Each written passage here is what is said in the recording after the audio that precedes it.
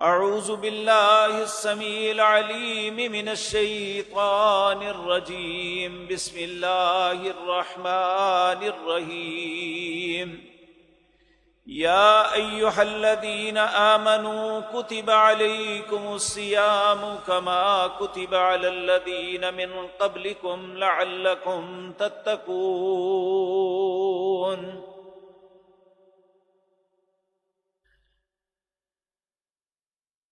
حضرات محترم،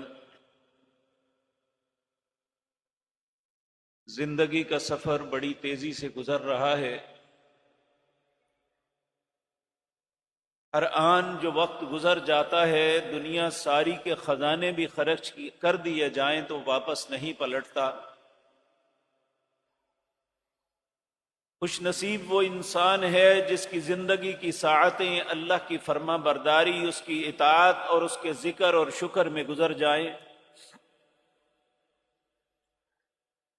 لیکن اس حقیقت سے انکار نہیں کہ ہم سب لوگ الا ماشاء اللہ اس زندگی کے سے کما حقہ فائدہ اٹھانے کے بجائے خسارے میں جا رہے ہیں۔ اللہ رب العزت نے قسم اٹھا کے کہا والعصر، مجھے زمانے کی قسم ہے، ان الانسان لفی خسر، انسان خسارے کی طرف جا رہا ہے۔ یہ ممکن ہے ہمیں دنیا کے معاملات میں ایک منصب سے دوسرے منصب تک ترقیاں کرتے رہیں، ایک کاروبار سے کئی کاروبار پھیلا لیں، لیکن ہماری زندگی کا حقیقی مقصد یہ نہیں، یہ تو ہم اپنی ضرورت کے لیے کر رہے ہیں کہ میں یا میرے اہل و عیال جو ہے اپنی زندگی کے دن اچھے طریقے سے گزار لیں۔ لیکن جس زندگی کے لیے میری اور آپ کی کوشش ہے، یہ چند دن ہے۔ قیامت کے دن اللہ رب العزت ہر بندے سے ایک سوال کریں گے۔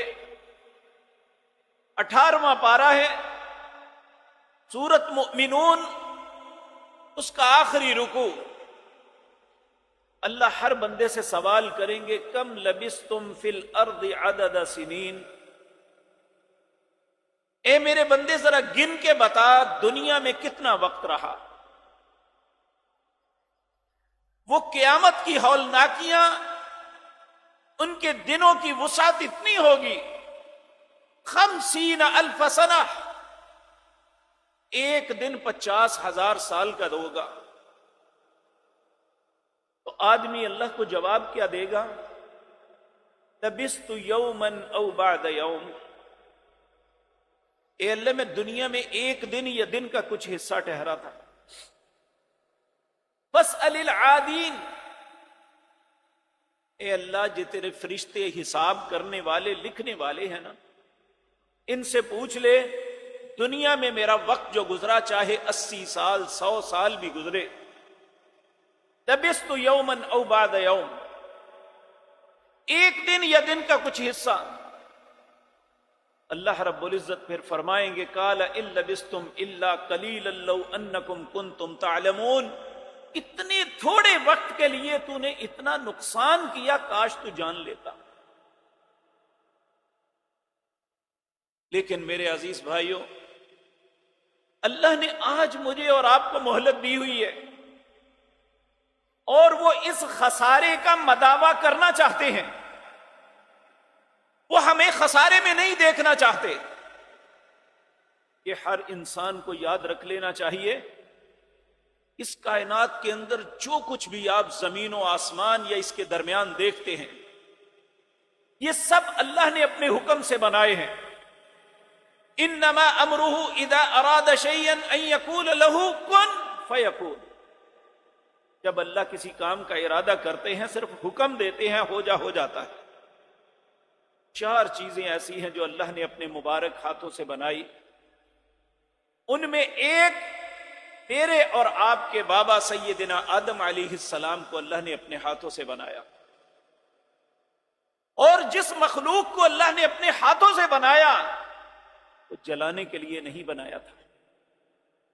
اور اللہ قرآن میں کہتے ہیں ما یفعل اللہ بعذابکم، لوگوں مجھے بتاؤ میں تمہیں عذاب کر کے کیا کروں گا؟ ان شکرتم، مگر تمہارا بھی تو کوئی حق ہے کہ میرا شکر ادا کرو۔ سوال یہ پیدا ہوتا ہے کس بات کا شکر ادا کریں؟ آج ہم اگر دنیا میں زندگی گزار رہے ہیں تو ہمیں دنیا میں بھیجا کس نے؟ ہمارا خالق اور مالک کون؟ اور دنیا میں آنے کے بعد پہلے سانس سے لے کر آخری سانس تک یہ جو فیسلٹی ملی ہوئی ہے ہمیں زندگی کی، کس نے دی ہے؟ اور جتنے انعامات ہیں ہم پہ، اولاد کی صورت میں، کاروبار کی صورت میں، ماں باپ کی صورت میں، بہن بھائیوں کی صورت میں، الا حاذ القیاس، کھانے پینے، زمین، پراپرٹی، جو کچھ نعمتیں ہیں کس نے عطا کی؟ جس نے یہ سب کچھ دیا ہے اس کا حق نہیں بنتا کہ اس کا شکر ادا کرے؟ اس لیے اللہ نے کچھ فرائض مقرر کیے ہیں ہمارے لیے کہ جو بندہ ان فرائض میں آ جائے گا، انہیں ادا کرے گا، میں اسے کامیاب کر دوں گا۔ صرف کامیاب ہی نہیں کروں گا بلکہ اپنی جنت میں مہمان بناؤں گا اور میزبانی میں خود کروں گا۔ نزلا من غفور الرحیم۔ وہ فرائض کون سے ہے جس سے کوئی انسان مبرہ نہیں اگر وہ کامیابی چاہتا ہے؟ نبی کریم صلی اللہ علیہ وسلم، اللہ ہزاروں کروڑوں درود و سلام بھیجے آپ کی ذات مطہرہ پر، آپ نے وہ 5 چیزیں بتائی ہمیں۔ اتنی ہمارا سانس لینا ضروری نہیں ہے، اتنی ہماری بھوک پیاس ضروری نہیں ہے جتنے وہ 5 باتیں ہماری زندگی کے لیے ضروری ہیں۔ وہ 5 چیزیں کیا ہیں؟ رسول اللہ صلی اللہ علیہ وسلم نے فرمایا بنی الاسلام علی 5۔ دیکھیں دنیا میں 2 طبقے ہیں، ایک ہے مسلم، ایک ہے نان مسلم۔ جو نان مسلم ہے اسے کافر کہتے ہیں۔ کافر کا مطلب ہے انکار کرنے والا، کہ اس نے اللہ کی ذات کا بھی انکار کیا، اس نے اللہ کے احکامات کا بھی انکار کیا، اس لیے اسے کافر کہتے ہیں۔ مسلمان کا مطلب ہے فرما بردار۔ فرما بردار وہ ہوتا ہے جس نے اس کو مانا جو اس کا مالک و خالق و رازق ہے، اور اس کے حکموں کو بھی مانا۔ تو نبی مکرم صلی اللہ علیہ وسلم نے فرمایا 5 چیزیں کسی انسان میں ہوں تو وہ مسلمان کہلانے کا حقدار ہے۔ نمبر 1، یہ 2 سٹیپ ہیں۔ شہادت اللہ الہ الا اللہ، کہ انسان شہادت دے کہ اللہ کے علاوہ میرا کوئی الہ نہیں ہے، یعنی میرا مالک، میرا خالق، میرا رازق صرف اللہ ہے۔ دوسرا اسی پہلو کا سٹیپ، وَأَشْهَدُ أَنَّ مُحَمَّدًا عَبْدُهُ وَرَسُولُهُ صلی اللہ علیہ وسلم، اس کائنات میں میرے رہبر، میرے رہنما، مجھے رستہ دکھانے والے اور بتانے والے وہ جناب محمد الرسول اللہ ہے اور کوئی نہیں ہے صلی اللہ علیہ وسلم۔ نمبر 2، اقام الصلاۃ، نماز کو قائم کرنا۔ اللہ نے ہر مسلمان پر دن اور رات میں 5 نمازیں فرض کی ہیں، انہیں ادا کرنا یہ ہماری مسلمانی کا امتیاز ہے۔ اس کے متعلق تفصیل سے بات انشاءاللہ کسی مجلس میں کریں گے۔ نبی کریم صلی اللہ علیہ وسلم نے اس نماز کے متعلق یہ فرمایا بین العبد و بین الکفر ترک الصلاۃ، ایک مسلمان اور کافر کے درمیان اگر کوئی فرق دیکھنا ہے تو اس ترازو کو لگا لو، مسلمان نماز پڑھتا ہے، کافر نماز نہیں پڑھتا۔ تیسرا وَإِيتَاءِ الزَّكَاةِ، زکوٰۃ کو ادا کرنا، یعنی جو اللہ نے تمہیں وَمِمَّا رَزَقْنَاهُمْ جو اللہ نے تمہیں رزق دیا ہے اس میں سے ایک خاص حصہ اپنے معاشرے کے ان لوگوں پہ خرچ کرنا جو استطاعت نہیں رکھتے، جو کمزور ہیں، پسے ہوئے ہیں، جو مفلس کلاش ہیں، ان پہ خرچ کرنا۔ چوتھا یہ ہے وَتَصُومُ رمضان، رمضان کے روزے رکھنے۔ آج کی مجلس میں اسی پہ انشاءاللہ گفتگو کریں گے، اس کی اہمیت و فضیلت کیا ہے۔ وَتَصُومُ رمضان، یہ اسلام کے ایک بنیادوں میں سے بنیاد ہے رمضان کا روزہ رکھنا۔ یہ ہر عاقل جو پاگل نہیں ہے، ہر بالغ جو بچہ نہیں ہے، اور ہر مقامی اس پہ فرض ہے، جو سفر پہ نہیں یا بیمار نہیں۔ اور جو سفر اور بیمار پہ ہے اسے کہا فعدۃ من ایام اخر، معافی تجھے بھی نہیں ہے، اور دنوں میں جا کے رکھ لینا۔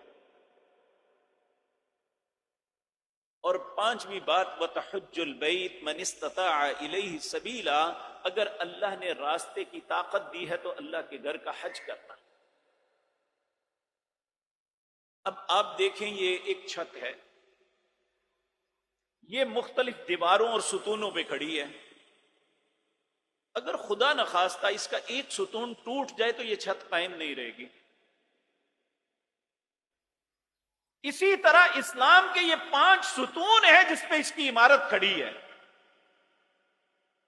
شہادت اللہ الہ الا اللہ وان محمد عبدہ ورسولہ، واقام الصلاۃ وایتاء الزکاۃ وتصوم رمضان وتحج البیت من استطاع الیہ سبیلا۔ اگر ان میں سے ایک ستون بھی کھینچ دو تو یہ اسلام کی عمارت قائم نہیں رہے۔ ان ستونوں میں ایک ستون ہے روزہ۔ اللہ کی توفیق سے، اس کی مہربانی سے ہم رمضان المبارک میں داخل ہو چکے، آج اس کی 2 تاریخ ہے۔ اس مہینے کی عظمت و فضیلت کیا ہے، اور اس میں رکھنے والے روزے کی فضیلت اور عظمت کیا ہے؟ سب سے پہلے یہ بات یاد رکھیں، سارے مہینے، سارے دن، ساری راتیں یہ اللہ کی ہیں، لیکن اللہ مالک نے بعض دنوں کو بعض دنوں پہ فضیلت دی، بعض راتوں کو بعض راتوں پہ فضیلت دی، اسی طرح بعض مہینوں کو بعض مہینوں پہ فضیلت دی۔ اللہ نے جو 12 مہینے بنائے ان میں سب سے زیادہ فضیلت، عزت اور عظمت جسے عطا کی وہ رمضان ہے۔ اس کی فضیلت کیا ہے؟ یہ دراصل ہم سابقہ زندگی کے اندر جو کوتاہیاں کر چکے ہیں، جو خسارے میں مبتلا ہو چکے ہیں، اللہ ان کوتاہیوں اور ان خساروں کا مداوع کرنا چاہتے ہیں اس مہینے میں۔ اور یہ بات یاد رکھیں، اس دنیا کا سب سے خوش نصیب انسان وہ نہیں ہے جسے بادشاہت مل جائے۔ اس دنیا کا سب سے اللہ کی نظروں میں خوش نصیب وہ انسان ہے جسے نیکی کی توفیق مل جائے۔ آپ دیکھیں اس کائنات میں 4 لوگ تھے جنہیں پوری دنیا کی بادشاہت ملی تھی۔ ان میں ایک سیدنا سلیمان علیہ السلام تھے، جن جیسی بادشاہت نہ پہلے کسی کو ملی نہ بعد میں ملے گی۔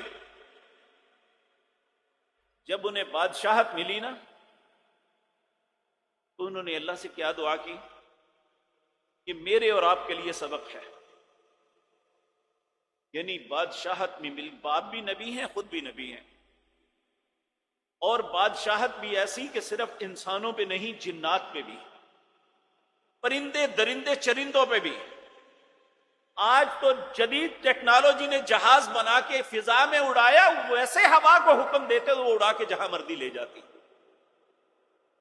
یہ ساری نعمتیں اللہ نے آپ کو عطا فرمائی، تو مانگا پھر کیا؟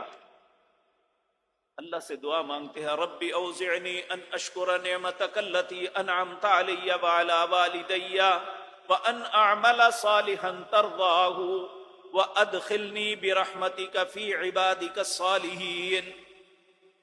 اے اللہ مجھے توفیق دے. ربی اوزعنی، اے اللہ مجھے توفیق دے کس بات کی؟ ان اشکر نعمتک التی انعمت علی وعلی والدی، کہ میں ان نعمتوں کا شکر ادا کروں جو تو نے مجھے اور میرے باپ کو دی تھی. باپ بھی بادشاہ تھے، آپ بھی بادشاہ تھے، باپ بھی نبی تھے، خود بھی نبی تھے. ربی اوزعنی ان اشکر نعمتک التی انعمت علی وعلی والدی. شکر کیسے ہو سکتا ہے؟ وان اعمل صالحا ترضا، میں ایسے اچھے کام کر لوں جن سے تو راضی ہو جائے. تو یہ اچھے کام ایسی چیز ہے جن سے رب راضی ہوتا ہے. تو اس لیے یہ میں نے عرض کیا ہے، جذباتی بات نہیں کی، کہ اس دنیا کا سب سے خوش نصیب انسان وہ ہے جسے اللہ نیکی کی توفیق عطا فرما دے. میرے بھائیوں، پیارے نبی صلی اللہ علیہ وسلم نے فرمایا جو ہم نمازیں ادا کرتے ہیں نا دن اور رات میں، وہ نوافل، سنن یا فرائض کی صورت میں، سب سے ہلکی نماز جو ہے نا وہ فجر کی پہلی 2 سنتیں ہیں. کبھی کسی مسلمان نے سوچا ہے کہ اس کا اجر کیا ہے؟ اللہ کی نظروں میں یہ کتنی قیمتی ہے؟ نبی کریم صلی اللہ علیہ وسلم نے فرمایا جس نے فجر سے پہلے 2 رکعت، حضرت عائشہ کہتی ہیں کہ نبی کریم سب سے ہلکی نماز جو پڑھتے یہ پڑھتے ہیں. میں بعض اوقات سمجھتی کہ شاید آپ نے فاتحہ بھی پڑھی ہے یا نہیں. آپ سورت فاتحہ کے ساتھ پہلی رکعت میں قل یا ایھا الکافرون، دوسری میں قل ھو اللہ پڑھا کرتے تھے. یعنی اتنی مختصر نماز، اور اللہ کی نظر میں اس کی قیمت کیا ہے؟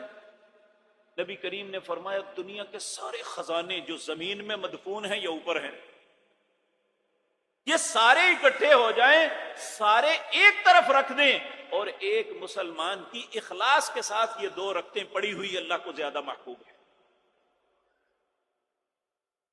تو اس لیے مجھے اور آپ کو یہ بات سمجھ لینی چاہیے، اگر ہماری زندگی خیر پہ ہے تو ہم خوش نصیب ہیں. اگر اس کے علاوہ ہم اپنی خواہش کے مطابق اپنی من مرضی کی زندگی بسر کر رہے ہیں تو یہ ہماری بد نصیبی ہے. کیونکہ قیامت کے دن زندگی کی جن گھڑیوں پہ سب سے زیادہ انسان کو حسرت اور افسوس ہوگی وہ وہی گھڑیاں ہیں جن میں ہم اللہ کی یاد سے غافل رہے، اس کے احکامات سے پیچھے رہے. اللہ رب العزت فرماتے ہیں 14واں پارہ اس کی آیت نمبر 1، ربما یود الذین کفروا لو کانوا مسلمین.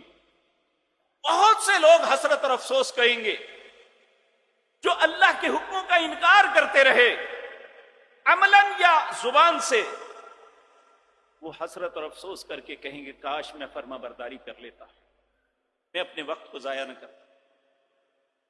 تو میرے عزیز بھائیو، یہ موقع اللہ نے ہمیں فراہم کیا ہے، اور جس طرح آپ دیکھتے ہیں مختلف فورسز یہ سال میں 1 دفعہ ریفریشل کورس کرواتے ہیں تاکہ ان کی پیشہ ورانہ مہارت جو ہے اسے زنگ نہ لگے، ان کی مہارت قائم رہے بلکہ بہتر ہوتی رہے. اسی طرح اللہ نیکی کے لیے یہ فصل بہار لے کے آتا ہے، اور اس میں انسان کے لیے فیسلٹی، بونس کا اعلان کرتا ہے تاکہ انسان نیکی کو جذبات کے ساتھ اور اچھائی کی دل میں توقع رکھتے ہوئے کہ مجھے اس کا بہت اجر ملے گا، وہ رغبت کے ساتھ کرتا ہے. اور یہ یقینی بات ہے کہ وہی اللہ کے گھر جو عموماً سنسان ہوتے ہیں رمضان المبارک میں ان کی رونقوں میں اضافہ ہو جاتا ہے. لیکن اس کا مطلب یہ نہیں ہے رمضان کے بعد یہ سب کچھ ختم. یہ تو ہمیں سکھانے کے لیے، ہمارے نقصان کے ازالے کے لیے کیا ہوا ہے، تاکہ ہم اپنے نقصان کا ازالہ بھی کر لیں اور آئندہ کے لیے اپنی زندگی کا لایا عمل بنا لیں. میرے عزیز بھائیو، انسان کو گناہوں میں مبتلا شیطان کرتا ہے، اس کے وسوسہ ڈالتا ہے. اس نے قسم اٹھائی تھی، قال فبعزتک لاغوینہم اجمعین. جب اللہ نے اسے لعنت ڈال کے نکال دیا تو اس نے کہا مجھے تیری عزت کی قسم ہے، میں تیرے بندوں کو گمراہ کر کے چھوڑوں گا، ہر طرف سے آؤں گا. تو اللہ رب العزت نے اسے مہلت دی. لیکن اب اللہ ہی کا ہم پہ یہ احسان اور کرم ہے. نبی کریم صلی اللہ علیہ وسلم نے ارشاد فرمایا، جب رمضان المبارک اس کا چاند طلوع ہوتا ہے، اذا کان اول لیلۃ من شہر رمضان صفدت الشیطان ومردت الجن. اللہ شیطان کو اور جو سرکش جنات ہوتے ہیں جو انسان کی گمراہی کا سبب بنتے ہیں، اللہ سب کو قید کر دیتا تاکہ انسان کے لیے نیکی کرنا آسان ہو جائے. نیکی کے وقت جو اسے رکاوٹ پیدا ہوتی ہے وہ ختم ہو جائے، تاکہ انسان رغبت کے ساتھ نیکی کے رستے پہ آ جائے. کہاں ہم میں سے بعض لوگ عذرائے مذاق کرتے ہیں، حالانکہ دین کے معاملے میں مذاق نہیں کرنا چاہیے. بعض اوقات ہماری زبان سے نکلی ہوئی بات پہ اللہ اتنا ناراض ہو جائے ہمارے لیے ہمیشہ جہنم لکھ سکتا. العیاذ باللہ، اللہ ہم سب کو اپنی امان میں رکھے. اس لیے اسلام کے معاملے میں، اللہ کے احکام کے معاملے میں کبھی مزاح نہیں کرنا چاہیے. کوتاہی ہو تو اسے شرمندہ تو ہونا چاہیے، لیکن اسے مزاح نہیں کرنا چاہیے. اللہ ہمیں سمجھ نصیب فرمائے. اسی طرح اللہ رب العزت نے انسانوں میں فیصلہ کرنے کے لیے جو اچھے اعمال کرے گا اس کے لیے جنت ہے، جو برے کرے گا اس کے لیے جہنم ہے. تو اللہ جہاں شیطانوں کو باندھتے ہیں، وَغُلِّقَتْ أَبْوَابُ النَّارِ، جہنم کے دروازوں کو بند کر کے قفل لگا دیتے ہیں. اور پھر فَلَمْ يُفْتَحْ مِنْهَا بَابٌ، 7 دروازے ہیں جہنم کے. نبی کریم صلی اللہ علیہ وسلم نے فرمایا سب بند کر دیا جاتا، ایک بھی نہیں رہتا جو کھلا رہے. یہ رمضان کی برکت ہے کہ جو شیطان بہکاتا ہے اسے بھی بند کر دیا اور جہنم کے دروازوں کو بھی بند کر دیا. وَفُتِحَتْ أَبْوَابُ الْجَنَّةِ فَلَمْ يُغْلَقْ مِنْهَا بَابٌ، جنت کے 8 دروازے ہیں. نبی کریم نے فرمایا سارے کھول دیے جاتے ہیں اور کوئی دروازہ بند نہیں رہتا. اور اس کے بعد وَيُنَادِي مُنَادٍ، پھر اللہ کچھ فرشتوں کو دنیا میں ندا دینے کے لیے، اعلان کرنے کے لیے بھیجتے ہیں. وہ دنیا میں آ کے کیا اعلان کرتے ہیں؟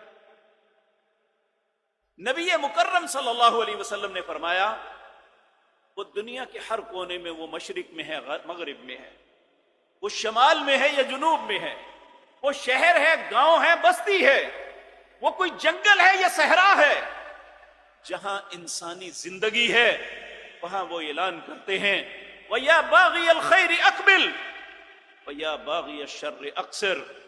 اے نیکی کا ارادہ کرنے والے اب تو اپنا قدم آگے بڑھا لے، اے برائی کا ارادہ کرنے والے اب تو اپنے آپ کو روک لے.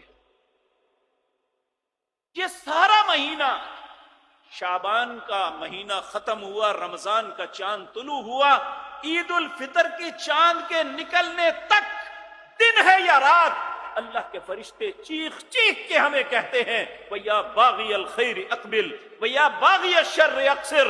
اے نیکی کا ارادہ کرنے والے آگے بڑھ جا، اے برائی کا ارادہ کرنے والے اب تو شرم کر جا، روک لے اپنے آپ.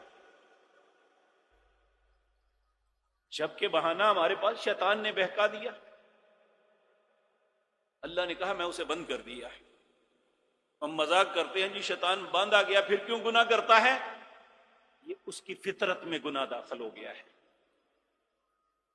وہ اتنے گناہ کیے ہیں کہ اس کی فطرت میں یہ داخل ہو گیا ہے کہ وہ شیطان کہے یا نہ کہے کہ اس نے گناہ ہی کرنا ہے. لیکن جب نیکی کریں گے تو فطرت نیکی کی بن جائے گی. میں ان عزیز بزرگوں، بھائیوں اور بہنوں، بیٹیوں سے 5 وقت نماز پڑھتی ہیں، اگر انہیں 1-2 ٹائم کھانا نہ ملے اتنی بے قراری نہیں ہوتی جتنی ایک نماز کے نہ پڑھنے سے ہوتی. کسی بھی نمازی سے پوچھ لیں، بے شک وہ دور کا سفر کر کے تھکا ہوا اپنے گھر میں آیا ہے، دل نہیں چاہتا کوئی میرے ساتھ بات کرے، لیکن اس وقت تک چین نہیں آتا جب تک وہ نماز ادا نہ کرے. یہ اس کی فطرت میں داخل ہو جاتا ہے. اور یاد رکھیں، اگر ہم بھی چاہتے ہیں نا کہ ہم نیکی کریں تو پھر 3 وصف اپنے آپ میں پیدا کریں. سورۃ واللیل ہے 30واں پارہ. اللہ رب العزت فرماتے ہیں ان سعیکم لشتی، ہر انسان کی کوشش، محنت، سٹرگل الگ الگ ہے. جس بندے کے اندر یہ 3 باتیں پیدا ہو جائیں، فَأَمَّا مَنْ أَعْطَى وَاتَّقَى وَصَدَّقَ بِالْحُسْنَى، جو دینے والا ہو. دینے سے مراد صرف پیسہ دینا نہیں ہے، دینے سے مراد یہ ہے کہ دوسرے کی خیر کرنے والا. فَأَمَّا مَنْ أَعْطَى، دوسری بات وَاتَّقَى، اس کے دل میں خوف خدا ہو. وَصَدَّقَ بِالْحُسْنَى، اچھی بات کی تصدیق کرتا ہے، اچھی بات جب بھی ملے اسے ایکسپٹ کرتا ہے. فَسَنُيَسِّرُهُ لِلْيُسْرَى، اللہ اس کے لیے نیکی کے رستوں کو آسان کر دیتا ہے. لیکن اس کے برعکس جس بندے کے اندر 3 وصف یہ آ جائیں، وَأَمَّا مَنْ بَخِلَ وَاسْتَغْنَى وَكَذَّبَ بِالْحُسْنَى، جو بخیل ہوتا ہے، پورے معاشرے میں رہتا ہے لیکن اس سے کسی کو کوئی فائدہ نہیں، بلکہ وہ ہمیشہ معاشرے کا نقصان کا سبب بنتا ہے. لوگ اس سے تنگ ہیں اس کے کردار کی وجہ سے. وَاسْتَغْنَى، لاپرواہ ہے، نماز نہیں پڑھی تو کیا ہو گیا، روزہ نہیں رکھا تو کیا ہو گیا، فلان نہیں کیا تو کیا ہو گیا. وَكَذَّبَ بِالْحُسْنَى، اچھی بات کی ہمیشہ جھٹلاتا ہے، اس کی تکذیب کرتا ہے. فَسَنُيَسِّرُهُ لِلْعُسْرَى، اللہ اس کے لیے برائی کے رستوں کو آسان کر دیتا ہے. اللہ ہم سب کو معاف فرمائے. اس لیے میرے عزیز بھائیوں، دن رات منادی اللہ کی آ رہی ہے. ہم دل کی آنکھ، دل کے کانوں کو کھولیں، سنیں جو پیارے نبی جناب محمد الرسول اللہ نے فرمایا. اور ہم میں سے کوئی بھی شخص نہیں، وہ تھوڑے ایمان والا ہے یا زیادہ، اس کے دل کے کسی ذرے کے اندر بھی یہ ہو کہ رسول اللہ نے غلط کہا ہے. اس کائنات میں رسول اللہ سے سچا انسان ہی کوئی نہیں. تو جو آپ نے کہا وہ سچ ہے. اب منادی کرنے والا منادی کر رہا ہے. اگر ایک انسان نیکی کے لیے بڑھ جاتا ہے، برائی سے رک جاتا ہے، تو کہا وَلِلَّهِ أُتَقَى مِنَ النَّارِ وَذَلِكَ كُلُّ لَيْلَةٍ، اللہ ہر دن بہت سے لوگوں کو جہنم سے آزاد کر دیتا. یہ اس مہینے کی برکت ہے. اب اگلا ہے اس مہینے کے اندر کرنا کیا ہے. ہم نے رمضان کی مناسبت سے اس کا سب سے بہترین عبادت جو ہے وہ روزہ ہے. عربی زبان میں ہم روزہ اس کا ترجمہ ہے، عربی زبان میں اسے صوم کہتے ہیں. صوم کا مطلب ہے رک جانا. ایک خاص مدت سے لے کر، سحری کے وقت سے لے کر غروب آفتاب تک اپنے آپ کو روک لینا، ایسی چیزوں سے جو ناجائز ہیں اور ایسی چیزوں سے بھی جو ان کے لیے عام حالات میں حلال اور جائز ہیں، صرف اللہ کا حکم مانتے ہوئے. اور روزہ ایک باطنی عمل ہے. کس کا روزہ ہے کس کا نہیں، اللہ کے علاوہ کوئی نہیں جانتا.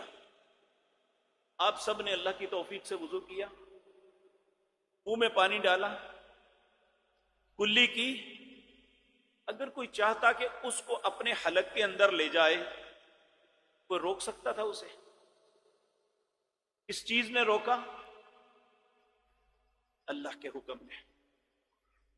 تو یہ اللہ کو پتا ہے کہ کس نے اپنے حلق میں پانی ڈال لیا اور کس نے چھوڑ دیا. تو یہ ایک باطنی عمل ہے. کہ انسان اللہ کی رضا کے لیے ان چیزوں کو ترک کر دیتا ہے جو اس کے لیے عام حالات میں حلال ہیں. کہ ایک مشق کی کروائی جا رہی ہے کہ اگر ایک انسان اللہ کا حکم مانتے ہوئے حلال چیزوں کو ترک کر سکتا ہے تو حرام کو کیوں نہیں کرے گا. یہ ایک ایکسرسائز ہے، یہ ایک مشق ہے جو مجھ سے اور آپ سے کروائی جا رہی ہے. اگر ایک آدمی حلال کو چھوڑ دے، حرام کو اپنائے، تو پھر اس کے روزے کی کیا حیثیت؟ جب سے ہم سے یہ غلطی ہوتی ہے، نبی کریم صلی اللہ علیہ وسلم نے فرمایا صرف کھانے پینے کا نام روزہ نہیں ہے، کھانے پینے کو چھوڑنے کا نام روزہ نہیں ہے. روزہ نام ہے ان آنکھوں کی خیانت سے اپنے آپ کو بچانا، کانوں کو بری بات سننے سے بچانا، زبان سے جھوٹ، غیبت، گالی، بدتمیزی، اس کو بچانا. کہا جس نے جھوٹ کو نہیں چھوڑا، گناہ کو نہیں ترک کیا، فلیس للہ حاجۃ، پھر اللہ کو کوئی ضرورت نہیں ہے کہ وہ سارا دن کھانا پینا چھوڑے. اس لیے جب یہ اللہ کے لیے ہے، اللہ کے علاوہ کوئی نہیں جانتا کہ ہم میں سے کون روزے دار ہے اور کون نہیں، تو پھر اللہ رب العزت نے جو بھی کوئی نیکی کرتا ہے نا، ہر نیکی کا ایک بدلہ لکھا ہوا ہے. کتاب و سنت میں ہمیں ملتا ہے. نماز پڑھیں گے با جماعت 27 گنا اجر ہے، اگر اکیلے پڑھیں گے تو 1 اجر ہے. اگر ایک انسان جو ہے کوئی بھی نیکی کرتا ہے فَلَهُ عَشْرُ أَمْثَالِهَا، 10 کے ساتھ ملٹی پلائی کی جاتا ہے. اور انسان کے اخلاص کو دیکھتے ہوئے اللہ 70 تک دیتا ہے، 70 گنا اضافہ کر دیتا ہے. لیکن جب روزے کی بات آئی تو اللہ رب العزت نے فرمایا الصوم لی وانا اجزی، یہ روزہ میرے لیے ہے اور اس کا بدلہ میں دوں گا. میں کیلکولیشن کر کے نہیں بتاؤں گا کہ اس کا اتنا اجر ہے، میری مرضی ہے، میں جتنا مرضی. رسول اللہ صلی اللہ علیہ وسلم نے فرمایا للصائم فرحتان، جو روزے دار ہے اس کے لیے 2 خوشی ہے. پہلی خوشی عند الفطر، جس وقت افطار کرتا ہے، سارے دن کی بھوک اور پیاس کے بعد جب اللہ کی نعمتوں سے فیض یاب ہوتا ہے اور اس وقت اس کے جسم میں ایک تازگی، ایک راحت آتی ہے، اس وقت خوشی ملتی ہے. اور دوسری خوشی عند لقاء ربہ، جب اس کی ملاقات اس کے رب سے ہوگی، اللہ اس کے روزے کا اسے اجر دے گا، اس جیسی خوشی کبھی نہیں ہوگی. اسی لیے رسول اللہ جو دنیا میں خوشی ملتی ہے اس پہ کہتے روزہ افطار کرتے بسم اللہ پڑھ کے، کچھ آپ پینے کے لیے تناول فرماتے یا کچھ کھاتے، پھر آپ یہ کلمات کہتے ذهب الظماء وابتلت العروق وثبت الاجر ان شاء اللہ. رگیں تر ہو گئی، پیاس بجھ گئی، ذهب الظماء، پیاس بجھ گئی. وابتلت العروق، رگیں تر ہو گئی. وثبت الاجر ان شاء اللہ، اگر میرے اللہ نے چاہا تو اس کا اجر بھی ثابت ہو. تو ہمیں بھی جب یہ پہلی خوشی ملے، جب ہم اپنے روزے کو افطار کریں، تو یہ جو ہم دعا پڑھتے ہیں اللہم لک صمت وبک آمنت وعلیک توکلت، یہ دعا رسول اللہ سے ثابت نہیں ہے. آپ روزہ افطار کرتے بسم اللہ پڑھ کے، اور اس کے بعد یہ کہتے، یہ دعا کرتے ذهب الظماء وابتلت العروق وثبت الاجر ان شاء اللہ. اللہ ہمارے روزوں کو بھی قبول فرمائے. کیونکہ روزہ رکھیں، نماز پڑھیں، حج کریں، کچھ بھی، اس کی جہاں عبادت کر کے ہمیں بے فکر نہیں ہونا چاہیے، بلکہ اللہ سے دعا کرنی چاہیے اے اللہ جو کچھ کیا ہے تیری شان اس سے بھی بلند ہے. ربنا تقبل منا، اے اللہ اس کو قبول کر لینا. آپ دیکھیں سیدنا ابراہیم علیہ السلام نے بیت اللہ بنایا. ہم سب وہ لوگ ہیں جن کی آنکھیں تڑپتی اور ترستی ہیں کہ بیت اللہ کب دیکھیں اپنی آنکھوں کے سامنے، یا اس کے گرد جا کے طواف کریں، وہاں جا کے اس سے چمٹ کے اللہ سے دعائیں مانگے. اس بیت اللہ کو جب بنایا نا، وَإِذْ يَرْفَعُ إِبْرَاهِيمُ الْقَوَاعِدَ مِنَ الْبَيْتِ وَإِسْمَاعِيلُ، جب ابراہیم اور اسماعیل نے بیت اللہ کی دیواروں کو بلند کیا، بنا دیا، یہ نہیں کہا ہم نے بہت بڑا کام کیا، کہا ربنا تقبل منا انک انت السمیع، اے اللہ جو کچھ کیا ہے اسے قبول کر لینا۔ اور پھر اپنے لیے کیا مانگا؟ ربنا وجعلنا مسلمین، اے اللہ ہم دونوں کو اپنا فرما بردار بنا لے۔ یہ انسان کے لیے سب سے بڑا انعام ہے کہ وہ اپنے رب کا فرما بردار ہے۔ ربنا وجعلنا مسلمین لک، اللہ صرف تیرا فرما بردار بننا چاہتا۔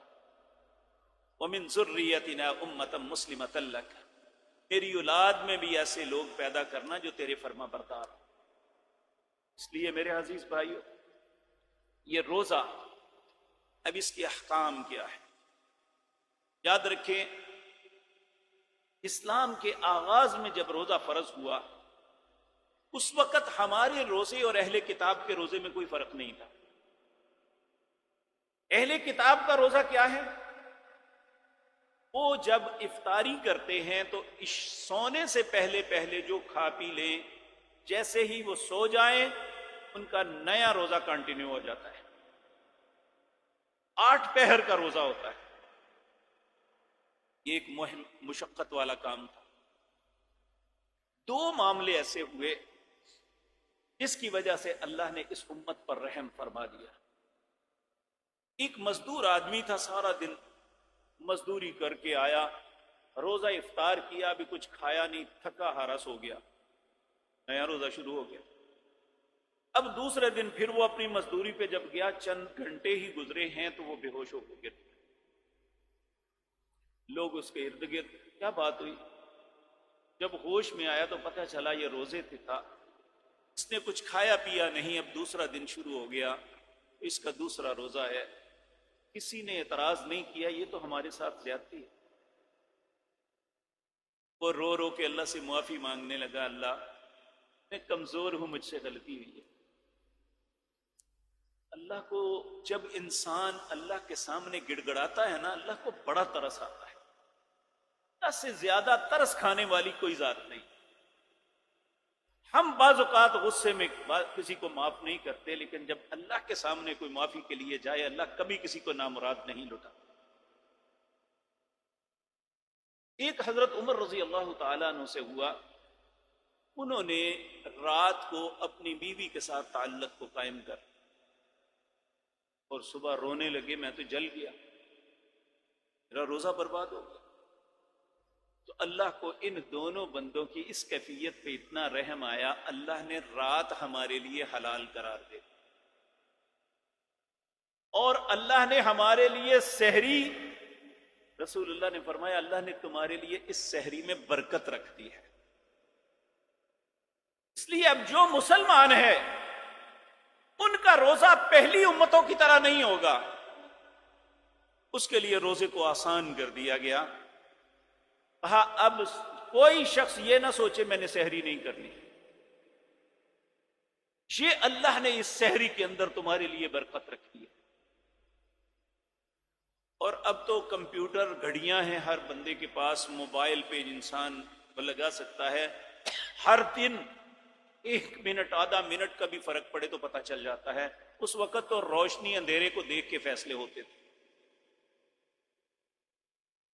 تو سحری، نبی کریم نے فرمایا میری امت اس وقت تک خیر پہ رہے گی جب تک سحری آخری ٹائم پہ کرے گی، یعنی سحری کا وقت ختم ہونے سے متصل پہلے، بہت گھنٹوں پہلے سحری کر لینا یہ رسول اللہ کی سنت نہیں ہے، آپ نے منع فرمایا، کہا میری امت خیر پہ اس وقت رہے گی۔ اب یہاں کچھ مسائل ہیں ایسے جو انسان کے ساتھ فطرتاً وابستہ ہے۔ نبی کریم سے ایک شخص نے سوال کیا، یا رسول اللہ جب میں اٹھا تھا نا میرے اوپر غسل واجب تھا، لیکن اگر میں غسل کرتا تو سحری نہیں کر سکتا تھا، تو کیا میں ایسے حالات میں کیا کروں؟ آپ نے فرمایا وضو کرو، سحری اس کو تناول کرو اور اس کے بعد غسل کر کے نماز پڑھ لینا۔ تو ایسے حالات میں انسان اگر اس پہ غسل واجب ہے کسی بھی سبب، وہ شادی شدہ ہے یا غیر شادی شدہ، تو سحری کے اختتام میں وقت کم ہے، اگر وہ غسل کرتا ہے تو سحری نہیں کر سکے گا، تو کہا نہیں، تم وضو کرو، کھانا کھاؤ، اور سحری تناول کرنے کے بعد تم غسل کر کے نماز ادا کرو۔ اور اسی طرح ایک شخص لیٹ اٹھا، اس نے سحری کا آغاز کیا، کھانے کا شروع کیا، پیالہ اس کے ہاتھ میں ہے یا لقمے اس کے ہاتھ میں ہے، ادھر اذان کی آواز آ گئی، سحری کا وقت ختم ہو گیا، تو نبی کریم صلی اللہ علیہ وسلم نے فرمایا اسے چھوڑنا نہیں چاہیے بلکہ وہ اپنی حاجت کو پورا کرے، لیکن اسے معمول نہیں بنانا چاہیے۔ اگر خدا نخواستہ کسی وقت ہو جاتا ہے، اسلام ایک ایسا مذہب ہے، یہ بات یاد رکھیں، کہ ہمیشہ اپنے ماننے والوں کو آسانی دیتا ہے، مشکل میں نہیں ڈالتا، کیونکہ اللہ رب العزت نے قرآن میں فرمایا یرید اللہ بکم الیسر ولا یرید بکم العسر، اللہ بندوں کے لیے آسانی چاہتا ہے، مشکلات میں نہیں ڈالتا۔ اور پیارے نبی جناب محمد الرسول اللہ نے بھی نصیحت فرمائی صلی اللہ علیہ وسلم، آپ نے جو لوگ داعی تھے، لوگوں کو سمجھانے والے، ان کے اساتذہ تھے، یہ کہا یسروا ولا تعسروا، لوگوں کے لیے آسانی کرو، ان کے لیے مشکلات نہ بناؤ، بشروا ولا تنفروا، انہیں بشارتیں دو، انہیں نفرت نہ ڈالو ان کے دلوں میں۔ اس لیے اللہ رب العزت نے یہ فضیلت بخشی ہے اسلام کو کہ اس کے ہر حکم کے اندر آسانی ہے، مشکل نہیں ہے۔ جہاں انسان کسی تکلیف میں مبتلا ہوتا ہے، اللہ اپنے حکم کو نرم کر لیتا۔ اسی طرح انسان کی فطرت میں ہے، انسان عصیان سے ہے، بھول جاتا ہے۔ اگر ایک آدمی نے روزہ رکھا ہوا ہے اور وہ کچھ کھا یا پی لیا ہے اس نے، کیا اس کا روزہ ختم ہو جائے گا؟ اللہ رب العزت نے اس امت کو یہ فیسلٹی دی، سورۃ بقرہ کی آخری آیات، ربنا لا تؤاخذنا ان نسینا واخطانا، اے اللہ جو بھول کے مجھ سے ہو جائے اس کا مواخذہ نہ کرنا۔ اللہ نے کہا نام نہیں کروں گا۔ اب انسان سے جو کام بھول کے ہوتا ہے اس کا گناہ نہیں لکھا جاتا، اور نہ ہی اس کا وہ معاملہ خراب ہوتا ہے۔ روزے کی حالت میں اگر کوئی کھا یا پی لیتا ہے بھول کے، اس کا روزہ درست ہے، وہ اسے کنٹینیو رکھے۔ اسی طرح انسانی فطرت ہے، نوجوانی کی زندگی میں انسان سویا احتلام ہو گیا پر روزے کو کچھ نہیں ہے، کیونکہ یہ اس کے بس میں نہیں ہے، وہ اپنا غسل کر کے اپنے روزے کو کنٹینیو رکھے۔ اسی طرح آج کل ایک کنفیوژن ڈالی جا رہی ہے کہ جی دیکھیں قرآن میں آتا ہے کہ روزہ رات کو افطار کرو، اور رات سے مراد مغرب نہیں ہے۔ کیا رسول اللہ کو اس کا پتہ نہیں تھا؟ جی قرآن کی بات نہیں مانتے۔ قرآن کریم کی ایک آیت ہے اقم الصلاۃ لدلوق الشمس الی غسق اللیل، یہ ظہر کی نماز کے وقت کے متعلق ہے۔ نماز کو قائم کرو جب سورج نصف النہار سے ڈھل کے رات کی طرف چلا جائے۔ اب یہ شکر دوپہر جب سورج ڈلتا ہے، یہ آج کل 12 بج کر تقریباً 18 منٹ پہ یا 16 منٹ پہ ڈھلا تھا، تو یہاں بھی لفظ لیل ہے، کیا ہم اسے رات تصور کر لیں؟ اسی طرح روزے کے متعلق رسول اللہ نے فرمایا اہل کتاب اپنا روزہ غروب آفتاب نہیں لیٹ کر کے افطار کرتے ہیں، اے میری امت کے لوگوں تم اسے لیٹ نہ کرنا، جیسے ہی سورج غروب ہو اسی وقت روزہ افطار کر لینا۔ اور یہ فرمایا میری امت اس وقت تک خیر پہ رہے گی جب تک یہ سحری آخری وقت پہ اور روزہ جلدی یعنی غروب آفتاب کے معاً بعد یعنی انتظار نہیں کرے گی، افطار کر لے گی، تو میری امت خیر پہ رہے گی۔ اب یہاں پہ کچھ لوگوں نے ایسے مسائل بنائے ہوئے ہیں جن کا اسلام سے تعلق نہیں. لو جی، پہلے 10 دن جو ہیں وہ آپ نے کھجور سے کھولنا ہے، دوسرے 10 دن جو ہے آپ نے فلاں چیز سے کھولنا ہے، تیسرے 10 دن میں نمک سے کھولنا ہے. یہ سب فضول بات ہے.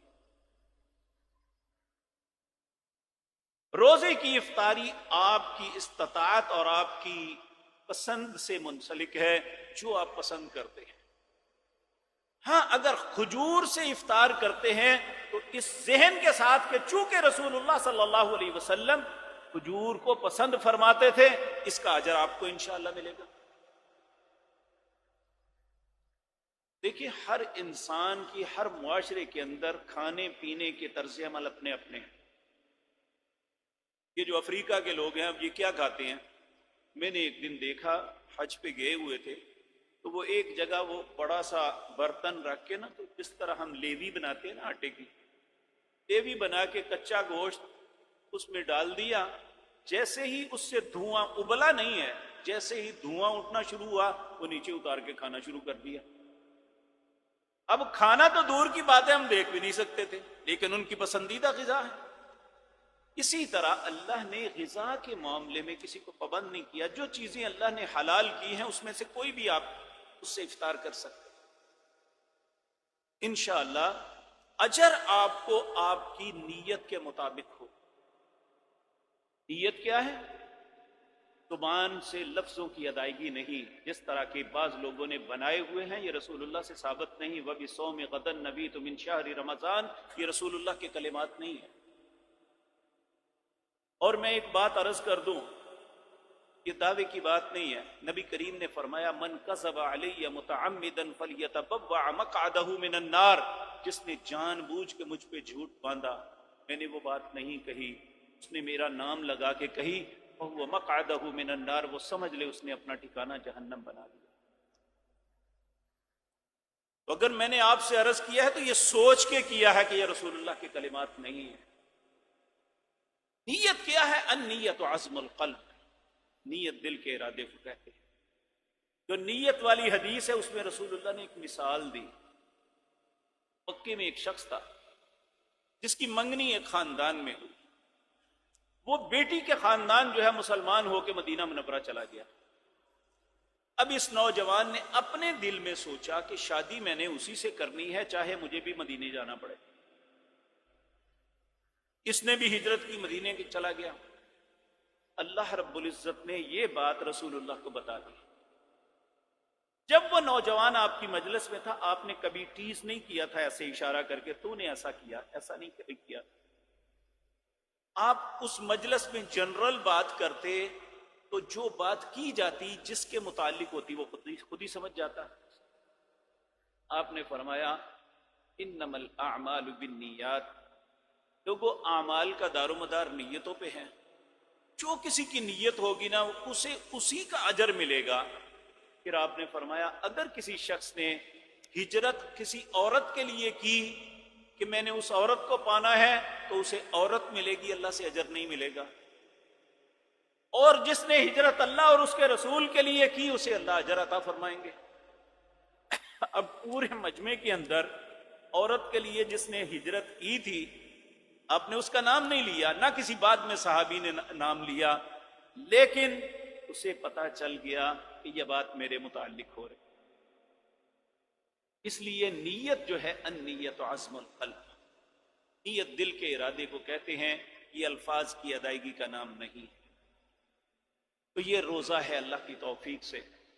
اور رمضان میں ایک دوسرا عمل ہے قیام اللیل. اس کے متعلق بھی کنفیوز کیا جا رہا ہے.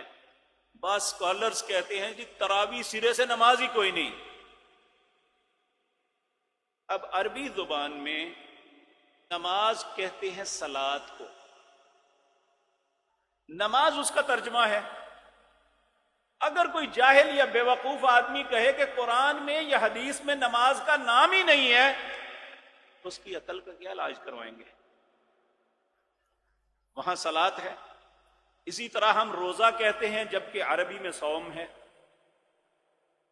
اسی طرح قیام اللیل یا تہجد ہے اس نماز کا نام، لیکن ہم اسے تراویح کیوں کہتے ہیں؟ اس لیے کہ ہر 2 رکعتوں کے بعد تھوڑا سا سستاتے ہیں.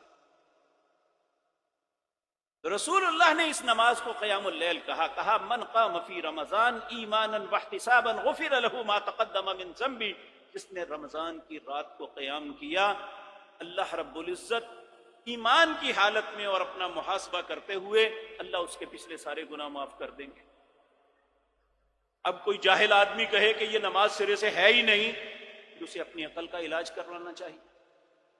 اللہ نے تو اپنے بندوں کی تعریف میں جو وصف بیان کیے سورۃ فرقان کے آخری رکوع میں، والذین یبیتون لربہم سجدا وقیاما، میرے بندے تو وہ ہیں جو رات کو بھی ان کی بیتتی ہے جو سجدے اور قیام کیا. یہ وہی نماز ہے اس کے متعلق فرمایا وَمِنَ اللَّيْلِ فَتَحَجَّدْ بِهِ نَافِلَةً لَكَ. یہ نماز تہجد تمہارے لیے نفل ہے، فرض نہیں، لیکن جو اسے پڑھے گا عَسَىٰ أَن يَبْعَثَكَ رَبُّكَ مَقَامًا مَحْمُودًا، اللہ اسے مقام محمود عطا کر دیں گے. تو نبی کریم صلی اللہ علیہ وسلم نے اسے ہمیشہ اکیلا پڑھا. جب رمضان المبارک آیا تو آپ نے رمضان المبارک کی 23ویں رات کو عشاء کے فوراً بعد آ کے اس نماز کو باجماعت پڑھوایا. یہ رات کے پہلے پہر میں تھی. پھر جب آپ 24 کو نہیں آئے، 25 کو تشریف لائے، تو آپ نے اس کو رات کے درمیان میں پڑھا. عشاء کے اور فجر کے درمیان میں اس نماز کو پڑھایا. جب آپ نے نماز ختم کی تو اس وقت کچھ لوگوں نے آپ سے عرض کیا اللہ کے پیارے نبی صلی اللہ علیہ وسلم، کیا ہی اچھا ہوتا کہ آپ ساری رات ہمیں پڑھاتے. آپ نے فرمایا جو بندہ جب امام نے نماز کا آغاز کیا اور اختتام تک امام کے ساتھ رہا، اللہ اسے پوری رات کی عبادت کا ثواب عطا کرے. اس لیے اسے اس طرح لمبا کرنے کی ضرورت نہیں. تیسری رات پھر آپ 26ویں رات نہیں تشریف لائے، 27ویں رات کو آئے. آپ نے اسے رات کے آخری پہر میں ادا فرمایا، اور آپ نے فرمایا اس قیام اللیل کو کسی بھی وقت کوئی پڑھ سکتا ہے رات کو، چاہے رمضان ہے یا غیر رمضان. عشاء کے بعد بھی پڑھ سکتا ہے، رات کے وسط میں بھی پڑھ سکتا ہے، رات کا آخری پہر اس کا بہترین وقت ہے، اس وقت پڑھ سکتے ہیں. اب اس نماز کے اجر کے متعلق رسول اللہ نے فرمایا من قام فی رمضان ایمانا واحتسابا غفر له ما تقدم من ذنبه. تو اس لیے جہاں ہم نے روزہ رکھنا ہے وہاں قیام اللیل بھی کریں. یہ اللہ کے نبی کی سنت ہے. بعض لوگ کہتے ہیں جی اللہ کے نبی نے سارا مہینہ نہیں کی تھی. بالکل نہیں کی تھی، لیکن آپ جب 29ویں رات باہر تشریف لائے تو مسجد کچا کچ بھری ہوئی تھی. جس کو پتا چلا وہ سب آ گئے. آپ انتظار کرتے رہے، رسول اللہ تشریف نہ لائے. آپ جب آئے تو لوگوں کو کہا میں تمہیں تمہارا شوق دیکھ رہا تھا اور میں اس لیے باہر نہیں آیا، میں ڈر گیا کہیں اللہ تمہارے شوق کو دیکھ کے تم پہ فرض نہ کر دے. اب یہ اس کے بعد معاملہ چلتا رہا. حضرت عمر رضی اللہ تعالیٰ عنہ کے دور میں آپ نے دیکھا مسجد میں مختلف ٹولیوں میں لوگ کھڑے ہو کے قیام اللیل کر رہے ہیں. آپ نے فرمایا اب فرض ہونے کا احتمال نہیں، جو قیام اللیل کرنا چاہتے ہیں آپ نے 2 امام مقرر کیے. مردوں کے لیے ایک بہت ہی خوبصورت قاری قرآن تھے جن کا نام ابی بن کعب تھا. یہ وہ شخصیت ہیں جن کا نام لے کے اللہ نے کہا تھا کہ نبی کریم صلی اللہ علیہ وسلم سے فرمایا اللہ نے جاؤ ابی کو جا کے سورۃ بینہ سناؤ. نبی کریم ان کے پاس گئے اور جا کے کہا مجھے میرے رب نے حکم دیا ہے کہ سورۃ بینہ تمہیں سناؤ. حضرت ابی ساروں قطار رونے لگے کہ اللہ نے میرا نام لیا ہے. بہت خوبصورت قرآن پڑھتے تھے. آپ نے انہیں مقرر کیا کہ تم مردوں کی جماعت کرواؤ، اور تمیم داری رضی اللہ تعالیٰ عنہ کو مقرر کیا تم خواتین کی جماعت کرو. کہا کہ یہ تم اب جماعت کے ساتھ پڑھ سکتے ہو جس نے پڑھ دی، الگ الگ نہ پڑھو. تو یہ باتیں ایسی ہیں جن باتوں میں کنفیوژن ڈال کے لوگوں کے ذہنوں کو خراب کیا جاتا ہے.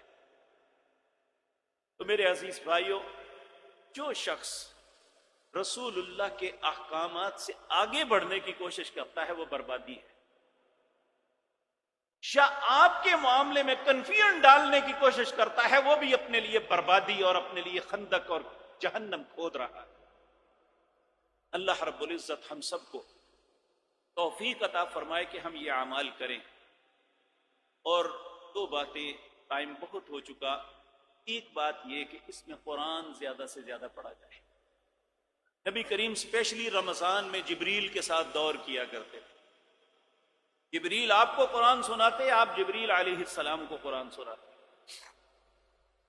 اور ائمہ امام مالک رحمت اللہ علیہ یہ مدینہ کے امام تھے، 40 سال تک مصلی رسول پہ نمازیں بھی پڑھائی، لوگوں کو مسائل بھی۔ جب رمضان آتا کوئی شخص مسئلہ پوچھنے کے لیے آتا، کہنے لگے یار رمضان کے بعد آنا، یہ قرآن کا مہینہ ہے اس لیے اس میں قرآن کی تلاوت۔ حضرت عثمان رضی اللہ تعالیٰ عنہ کے متعلق آتا ہے وہ پوری رات میں ایک رکعت میں کھڑے ہو کے قرآن پڑھ لیا کرتے تھے۔ اللہ اکبر، یہ کیسے عظیم لوگ تھے۔ میرے بھائیو، ہمیں بھی اس میں حصہ ڈالنا چاہیے۔ کم از کم ایک آدمی ایک مرتبہ تو اس قرآن کو ختم کرے اس رمضان۔ اپنی ہر نماز سے پہلے یا بعد میں تھوڑا سا وقت نکالے، 10-15 منٹ پہلے تشریف لے آئیں اذان سے، جتنا ممکن ہے قرآن کو پڑھیں، پھر نماز پڑھیں۔ ہر نماز سے پہلے یا بعد میں قرآن کی تلاوت کر کے آپ اپنے کاموں میں لگیں، انشاءاللہ اللہ برکت بھی دیں گے اور جنت میں اعلیٰ مقام بھی دیں گے انشاءاللہ۔ اور آخری بات ہے دعا۔ نبی کریم صلی اللہ علیہ وسلم نے فرمایا جب تک انسان روزے کی حالت میں ہوتا ہے اللہ اس کی دعا کو رد نہیں کرتے، لیکن اس کے لیے ایک شرط ہے، فَلْيَسْتَجِيبُوا لِي وَلْيُؤْمِنُوا بِي۔ اللہ کہتا ہے مجھ سے مانگ کے تو دیکھو، مجھ پہ اعتماد تو کرو۔ ہم سہارے ڈھونڈتے ہیں جی کس کے وسیلے سے مانگیں، اللہ کہتا ہے مجھے کسی وسیلے کی ضرورت نہیں، مجھ سے مانگو۔ وَقَالَ رَبُّكُمْ ادْعُونِي أَسْتَجِبْ لَكُمْ، تمہارا رب کہتا ہے مجھ سے مانگو، میں تمہاری دعا کو قبول کروں گا۔ تو یہ اس مہینے کی فضیلتیں اور عظمتیں ہیں اور اس میں کرنے کے کام ہیں تو اللہ کی توفیق کے بغیر نہیں ہو سکتے۔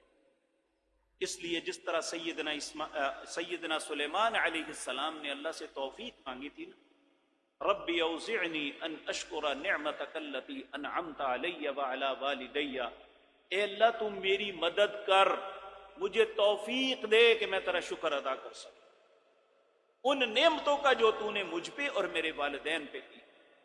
ان اعمل صالحا ترضاہ، ایسے عمل کروں کہ جن سے تو راضی ہو جائے۔ اللہ رب العزت ہمیں بھی توفیق عطا فرمائے۔ اقول قولی ھذا وستغفر۔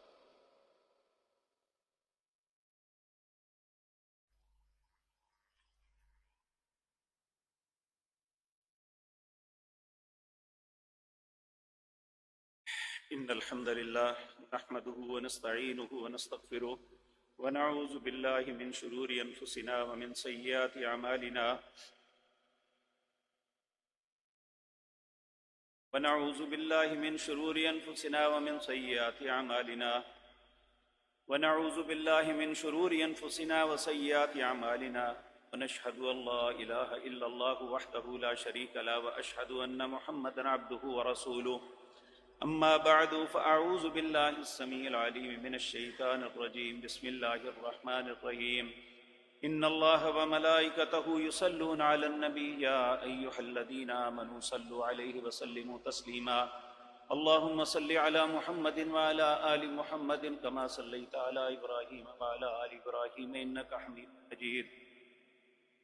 کہ کچھ بھائیوں نے اپنے بیماروں کے ذریعے دعا کی درخواست کی ہے، اللہ سب بیماروں کو شفائے کاملہ عاجلہ عطا فرمائے، اور کچھ ایسے ہیں جنہوں نے اپنے فوت شدگان کے لیے کہا ہے، اللہ جو بھی فوت ہوئے ہیں سب پہ رحم فرمائے۔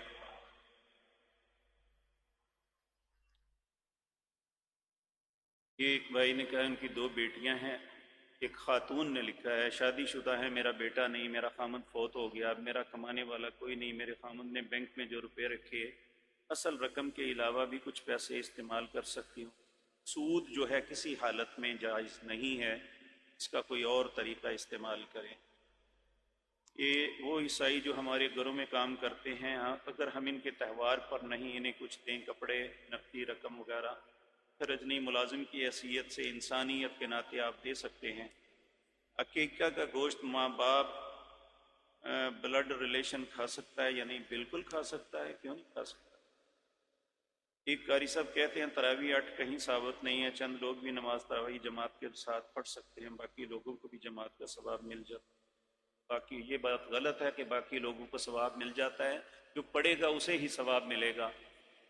میں یہ عرض کروں گا، اگر کوئی بھی شخص کسی صحیح حدیث سے یہ ثابت کر دے کہ حضرت عمر نے بھی اپنی زندگی میں 20 پڑھائی تھی، تو میں کل سے ہی یہاں 20 شروع کر دوں گا۔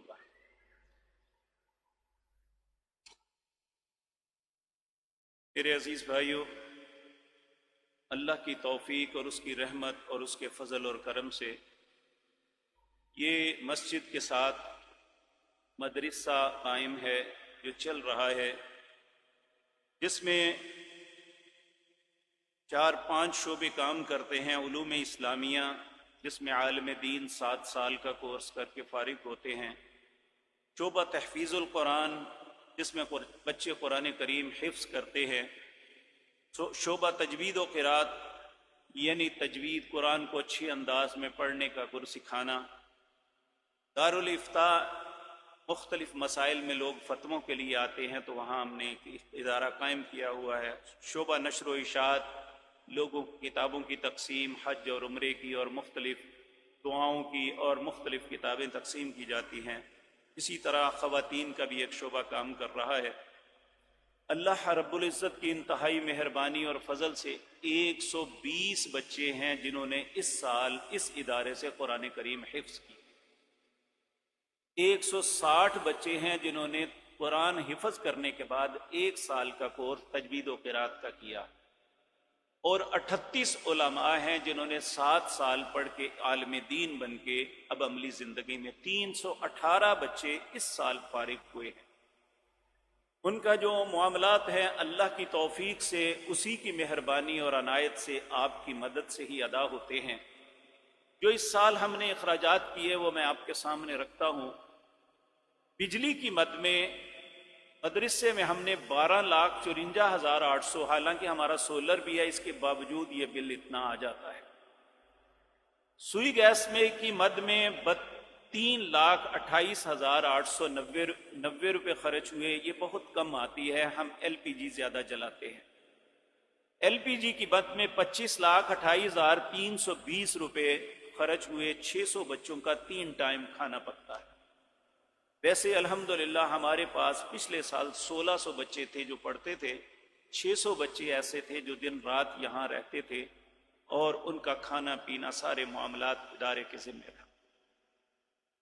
خون کی مد میں 78,340 روپے، کتب کی مد میں 12,49,447 روپے، اساتذہ اور دیگر عملہ یہ تقریباً 52 استاد ہیں، 7 لیڈی ٹیچر ہیں، 4 باورچی، صفائی والے 2، 1 صفائی واش روم کا، ان پہ 1,72,16,000 روپے خرچ آیا ان کی تنخواہوں کی مد میں۔ کچن کے اندر جو کھانا پکتا ہے اس میں 1,28,16,631 روپے خرچ ہوئے۔ تعمیر و مرمت، یہ مسجد کے ارد گرد سارے اس دفعہ ہم نے رنگ روغن کروائے، یہ سارے معاملات جو مینٹیننس کے ہوئے، یہ 41,21,631 روپے ہوئے۔ اسی طرح صفائی کے لیے جو سامان آتا ہے یہ 99,240 روپے۔ امتحانات 2 ہوتے ہیں، ششمائی اور سالانہ۔ امتحانات کی مد میں جو چیز پیپر چھپتے ہیں انہیں چیک ہوتا ہے، ممتحن آتے ہیں، اور اسی طرح بچوں کو انعامات دیتے ہیں، یہ 9,10,300 روپے خرچ ہوئے۔ طلباء انسان ہونے کے ناطے بیمار بھی بیچارے ہو جاتے ہیں، ان کے علاج معالجے کے لیے 2,06,770 روپے خرچ ہوئے۔ واسا، یہ ان کا 3,800 روپیہ بل آتا ہے مہینے کا، 41,865 روپے خرچ ہوئے۔ سولر کی مینٹیننس پہ 4,80,450 روپے خرچ ہوئے۔ یہ 4,13,42,684 روپے ہم نے اللہ کی توفیق سے خرچ کیے، اور اللہ نے اپنی رحمت اور آپ کے تعاون سے ہی یہ ممکن ہو سکا۔ اللہ آپ کی زندگی، آپ کے مالوں میں، آپ کی اولادوں میں برکت نازل فرمائے۔ اسی طرح دوسری مد ہے یہ مسجد کی مد میں بجلی میں ہم نے 8,09,353 روپے خرچ کیے۔ اس میں سولر زیادہ ہے، اس لیے ہمیں یہاں بل نسبتاً مدرسے کے کم آتا ہے، لیکن اس دفعہ نامعلوم وابٹا والے ان کا کیا طریقہ کار ہے، انہوں نے بہت زیادہ بل بھیجے ہیں، اللہ انہیں ہدایت دے۔ صفوں کی مد میں 3,26,400 روپے خرچ ہوئے۔ عملے کی تنخواہ، عملے کے لوگ ہیں، 3 اساتذہ کرام ہیں، 2 ناظرہ پڑھاتے ہیں، 1 ترجمۃ القرآن پڑھاتے ہیں۔ اسی طرح 6 خدام ہیں، 3 گن مین ہیں، 1 خاکروب ہے، 1 مالی ہے، 1 کمپیوٹر آپریٹر ہے۔ ان کی تنخواہوں کی مد میں 32,94,500 روپے خرچ ہوئے۔ اسی طرح مسجد کے معاملات میں مینٹیننس پہ 11,16,460 روپے خرچ ہوئے۔ یہ ہم خطبات اور دروس آن لائن کرتے ہیں، اس میں 43,000 روپے خرچ ہوئے۔ صفائی کی مد میں 1,18,300 روپے مختلف چیزیں لائے، وہ خرچ ہوئے۔ یہ لاؤڈ سپیکر اور ان کی مرمت پہ 5,200 روپے خرچ ہوئے۔ سولر اور بیٹری کی مینٹیننس، اس میں کچھ چیزیں نئی بھی آتی ہیں اور اس میں خرابیاں ہوتی ہیں اور اسے ٹھیک کروانا پڑتا ہے، تقریباً 4,80,000 روپے خرچ ہوئے۔ 61,93,231 روپے مسجد کی مد میں ہم نے اللہ کی توفیق سے خرچ کیے۔ اور آپ کو یہ بات معلوم ہے کہ ہم رمضان المبارک کے ان 4 یا 5 جمعوں میں آپ سے اپنے ادارے کے لیے التماس کرتے ہیں۔ اس کے علاوہ سارے ملک سے لوگ آتے ہیں، آپ ان کی مدد بھی کرتے ہیں۔ میں اللہ سے دعا کرتا ہوں اللہ آپ کی عزتوں میں، آپ کے رزق میں، آپ کے معاملات میں برکتیں اور آسانیاں پیدا فرمائے۔ پیچھے پڑ کے ہم نہیں، قرض نہیں لینا۔ جو اپنی خوشی سے اس کے ساتھ منسلک ہونا چاہتا ہے، ہم دنیا اور آخرت میں ان کی بھلائی کی دعا کرتے ہیں، اور ان کی بھلائی کی بھی دعا کرتے ہیں جو اللہ کے اس گھر کو رونق بخشتے ہیں۔ بے شک وہ کچھ بھی نہ دے، کچھ یا دینے کے قابل نہیں ہے، ہماری ان کے لیے بھی دعا ہے۔ جن جن بھائیوں اور بہنوں نے اللہ کے اس گھر کو رونق بخشی ہے، اس میں نماز کے لیے آتے ہیں، قرآن پڑھنے یا پڑھانے کے لیے آتے ہیں، جمعے کی نماز کے لیے آتے ہیں، اللہ دنیا اور آخرت میں اللہ بہت سی خوشیاں سب کو عطا فرمائے۔ اللہ رب العزت سب بیماروں کو شفائے کاملہ عاجلہ عطا فرمائے، سب پریشان حال لوگوں کی پریشانیوں کو دور فرمائے۔ اے رحیم و کریم رب سب کے گھروں کو خوشیوں سے بھر دے۔ اے اللہ سب کی حاجات کو پورا فرما دے۔ اے رب العالمین، اے اللہ جتنے بھی مسلمان یہاں جمع ہیں، اے اللہ ہر کی ہر نیک خواہش کو پورا فرما دے۔ اے اللہ ہر کی ہر مصیبت کو ٹال دے۔ اے اللہ ہر کی ہر مصیبت تکلیف کو دور کر دے۔ اے اللہ اس رمضان کی برکت سے ہم سب کو معاف فرما دینا۔ اے اللہ ہم سب کو جس طرح تیرے گھر میں جمع ہیں، اے اللہ ہم سب کو اپنی جنتوں میں جمع کر دینا۔ اے اللہ سب کو جہنم کے عذابوں سے، قبر کے عذابوں سے محفوظ فرمانا۔ سبحان ربک رب العزت عما یصفون وسلام